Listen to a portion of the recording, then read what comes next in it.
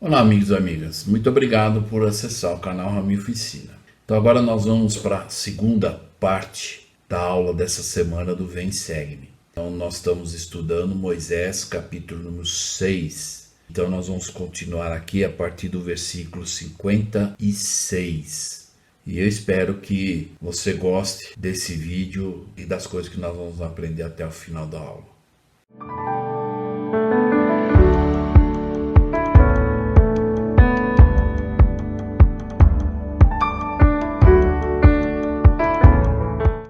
Olá, amigos e amigas. Então vamos ver o versículo número 56 de Moisés, capítulo número 6. E nós vamos aprender algumas coisas aqui. Uma das coisas importantes aqui é sobre a liberdade de escolha ou arbítrio, né? No versículo 56 ele diz: "E a eles é dado distinguir o bem do mal, de modo que são seus próprios árbitros, e dei-te outra lei e mandamento." Então vamos lembrar sobre o livre-arbítrio. A palavra livre-arbítrio fica algo assim meio mais pro vocabulário do mundo, né? Que é livre-arbítrio, né? Livre escolha. E é verdade, nós somos livres, temos livre escolhas, mas nós não podemos escolher as consequências. Então eu coloquei agora aqui predestinação ou livre-arbítrio. E claro que nós não acreditamos em predestinação. O que seria predestinação? Que as pessoas às vezes ensinam que algumas pessoas vieram predestinadas, né? Então é aquela situação. Então a doutrina de Cristo em relação ao arrependimento, mudanças, de as pessoas buscar ser melhor e fazer melhor, não existe, né? Por outro lado, por exemplo, Judas, ele não poderia responder pelo que ele fez. Se algumas pessoas ainda acreditam que ele foi predestinado ou que deveria ter um traidor na história para dar um efeito à história. E nós sabemos que não. Judas se tornou um traidor por escolha ou por uso da liberdade de escolha dele. Por isso que é importante nós entendermos isso. Ninguém foi predestinado a ser alguma coisa. E vamos ver algo que fala sobre isso. Deus concedeu-nos a grande dádiva do arbítrio no dia em que nos criou. Lá em Moisés 7:32, ele fala a respeito disso. Eu gosto muito de uma escritura na seção Doutrina e Convênio 101/78, que ele fala do arbítrio moral. O arbítrio moral nos permite escolher o bem ou o mal e receber as consequências de nossas escolhas. Então, não tem como alguém plantar morango e querer colher melancia. Isso não existe. E que são as consequências. Então, nós somos livres para escolhermos o caminho que queremos tomar, lembrando de quem determinou o que é certo e o que é errado foi Deus, desde a fundação do mundo. Essa foi uma prerrogativa que Deus ele não deixou para ninguém, ele determinou o que é certo e o que é errado. O que ele nos deu foi a liberdade de escolha. E nós podemos escolher o bem ou o mal, como diz aqui no versículo. E a eles é dado distinguir o bem do mal e usar o arbítrio para escolher qual caminho vai tomar. Só que ou o bem ou o mal, os dois vão ter consequências, boas ou más. E isso nós não podemos mudar. Espero que tenha ficado claro isso. Agora nós vamos aprender algo sobre o batismo. Claro que esse é um assunto que muitos de nós já sabemos muito, mas talvez uma pergunta: qual é a doutrina do batismo de verdade, né? E nós vamos aprender um pouco hoje. Vamos lembrar aqui no versículo 59 a 60 que o Senhor explicou: por causa da transgressão veio a queda. Então Adão transgrediu a lei, por causa disso veio a queda. Queda essa que traz a morte. E sendo que haveis nascido no mundo pela água e sangue e espírito que eu fiz, e assim vos haveis transformado de pó, em alma vivente, do mesmo modo tereis de nascer de novo no reino dos céus. Da água e do espírito, sendo limpos por sangue, sim, o sangue de meu unigênito, para que sejais santificados de todo pecado e desfruteis as palavras da vida eterna neste mundo e a vida eterna no mundo vindouro. Sim, glória imortal. O que seria nascer de novo, né? Então nós já conhecemos e sabemos que Jesus Cristo foi batizado por João Batista, e mesmo naquela época, quando Cristo procurou João Batista para ser batizado, e até João Batista também, ele disse, olha, eu careço de ser batizado por ti, mas o Senhor disse para ele que aquilo tinha que acontecer para se cumprir a justiça. Uma das escrituras no livro de Mórmon, segundo o Nef 31, é a doutrina de Cristo, fala exatamente sobre o batismo. Também diz que Jesus Cristo foi batizado, não porque ele precisava ser batizado para a remissão de pecados, mas para dar um exemplo, para que ele pudesse dizer aos outros, olha, é necessário o batismo, e ele então fez isso, para se cumprir toda a justiça. Então, nós vamos lembrar aqui de um episódio, mas antes, no versículo 60, algo interessante talvez que muitas pessoas leem rapidamente, bom, mas o que quer dizer isso aqui? Ele diz, pois pela água guardais o mandamento, pelo Espírito sois justificados, e pelo sangue sois santificados. O que quer dizer isso então? Pela água, pelo Espírito e pelo sangue. Primeiro eu queria só lembrar um episódio, uma experiência de um homem chamado Nicodemos.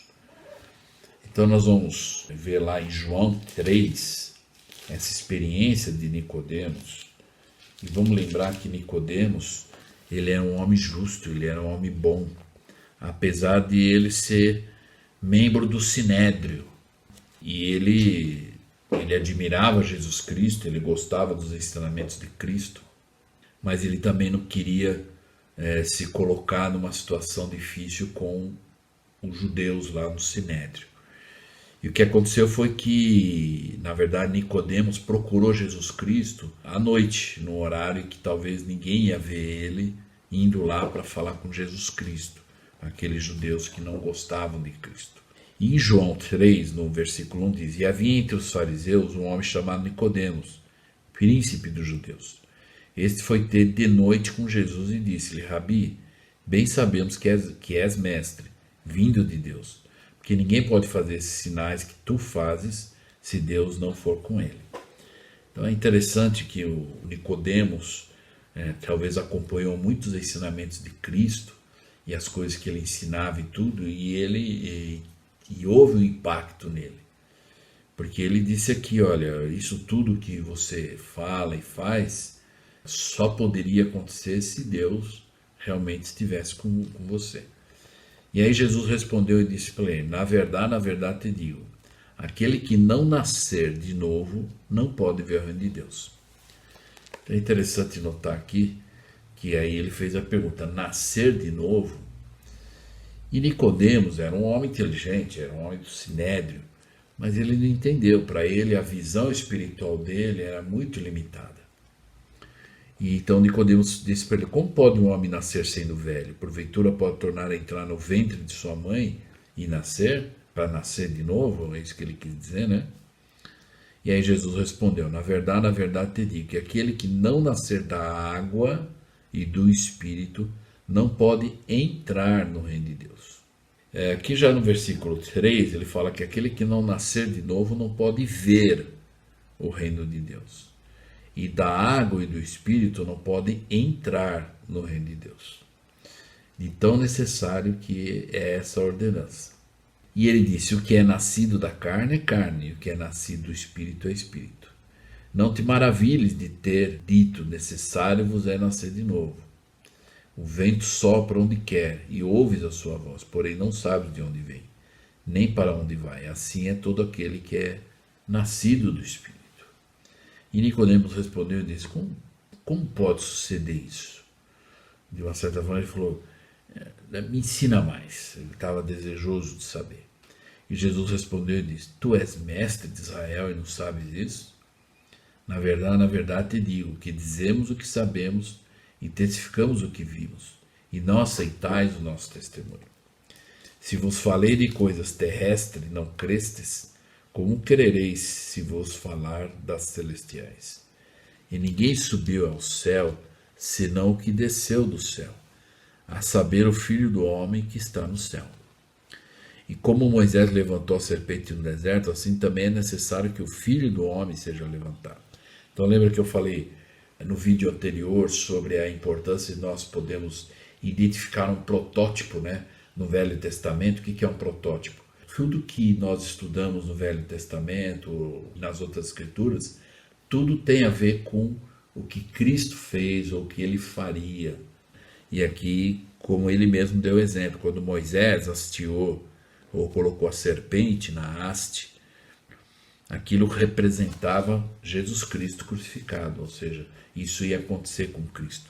Por isso que Moisés falou, olha, se vocês olharem, mas com a visão, imaginando, na verdade, o simbolismo, e acreditasse que esse é o Cristo que vai vir para nos salvar, né, e eles seriam salvos. E foi o que aconteceu. E aqueles outros que acharam uma coisa muito simples demais, nem olharam e não foram salvos. Aí no 15, para que todo aquele que nele crê não pereça, mas tenha a vida eterna. Porque Deus amou o mundo de tal maneira que deu o seu Filho unigênito para que todo aquele que nele crê não pereça, mas tenha a vida eterna. Porque Deus enviou o seu Filho ao mundo, não para que condenasse o mundo, mas para que o mundo fosse salvo por ele. E esse é o papel de Cristo, né? Ele não veio para condenar, ele veio para salvar, mas é condicional, quer dizer, nós temos que obedecer os mandamentos e aceitá-lo como Cristo, nosso Salvador. Quem crê nele não é condenado, mas quem não crê já está condenado, porquanto não crê no nome do unigênito Filho de Deus. E ele disse que dantes foi pregado pela boca dos santos profetas, pois eles testificaram de mim. E nesse momento, Jesus Cristo estava prestando um testemunho para Nicodemos. Ele se revelou a Nicodemos, olha, eu sou o Filho do Homem. Ou seja, eu sou o Filho de Deus que ele mandou para salvar o mundo. É interessante que, infelizmente, né, Nicodemos não se converteu, e embora esse momento dessa entrevista com Cristo teve um impacto muito grande a Nicodemos. Tanto que, né, Nicodemos, depois que Jesus Cristo morreu, ele comprou o local para sepultar Jesus Cristo e ele pagou pelas coisas que precisavam ser feitas para o sepultamento de Jesus Cristo. Mas, infelizmente, né, talvez Nicodemos, se ele deixasse o medo, né, do que o sinédrio, os homens iam pensar, que ele ia ter que deixar aquela vida, talvez aqueles privilégios que ele tinha como um homem do sinédrio, que talvez ele seria um dos novos apóstolos no lugar de Judas, mas infelizmente isso não aconteceu. E essa foi algo assim que é uma entrevista de Nicodemo com o Senhor Jesus Cristo. Então imagine, ele teve uma entrevista pessoal com Cristo e um testemunho de que Jesus era o Cristo. E o próprio Jesus Cristo falando para ele, olha, eu sou aquele de quem os profetas, né, profetizaram e falaram. Então, para nós podermos entender sobre a água, nascer de novo da água, do Espírito e do sangue, então nós vamos ver um gráfico aqui e nós vamos ver o resultado disso. Em primeiro lugar, então, é a água, o Espírito e o sangue. Está lá no versículo 60. Pois pela água guardais o mandamento, pelo Espírito sois justificados, e pelo sangue sois santificados. Então, na água, vamos entender aqui o primeiro que fala sobre os dois nascimentos. Eles são essenciais para a salvação. E quais são esses dois nascimentos? O nascimento físico, né, que nós nascemos, e o nascimento espiritual, que é ser batizado, renovar convênios, né? Esse é o segundo nascimento.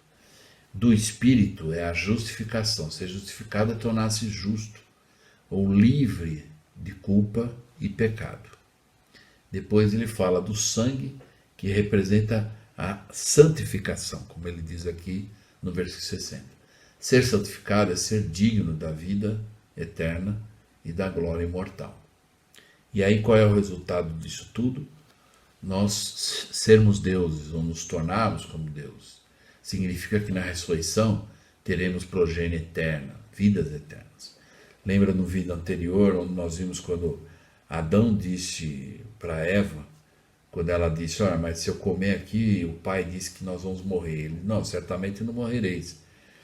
Ele estava, na verdade, falando de uma certa forma, exatamente ao contrário disso, dizendo, olha, que Deus não quer que vocês sejam como Ele, de verdade.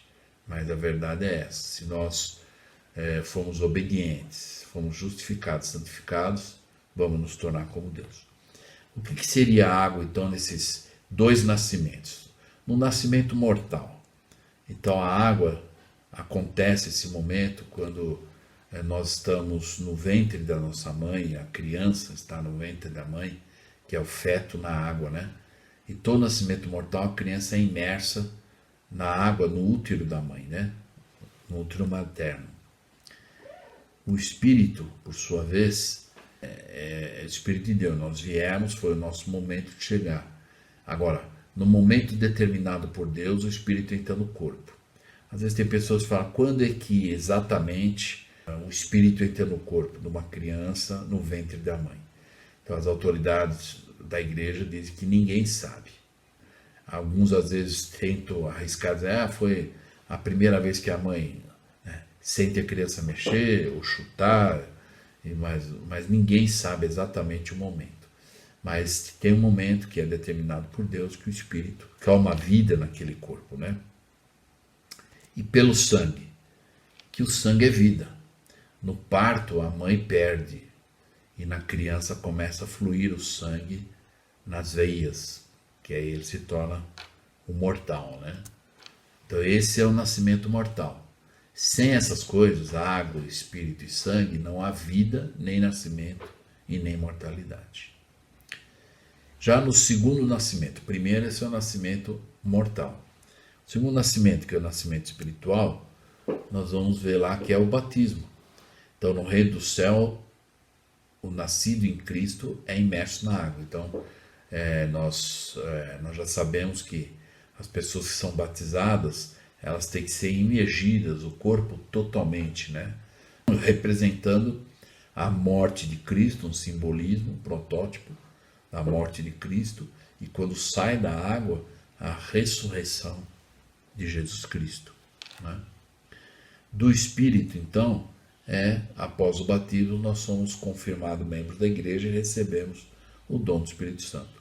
O Espírito Santo nos dá todos os atributos espirituais necessários para podermos viver.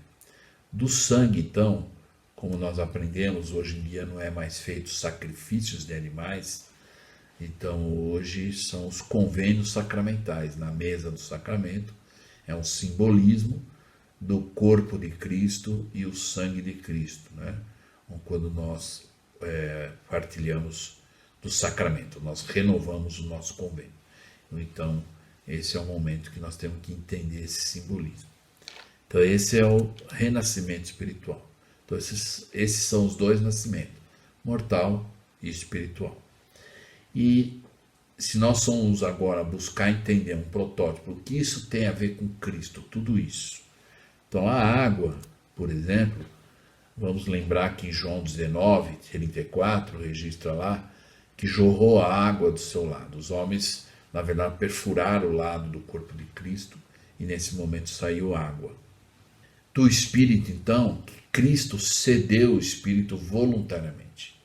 Por isso que ele é conhecido como Filho unigênito do Pai. Nós falamos isso também no vídeo anterior, na aula, que quando ele nasceu de uma mulher mortal com um pai imortal, ele herdou o poder de dar a sua vida e tornar a tomar a sua vida.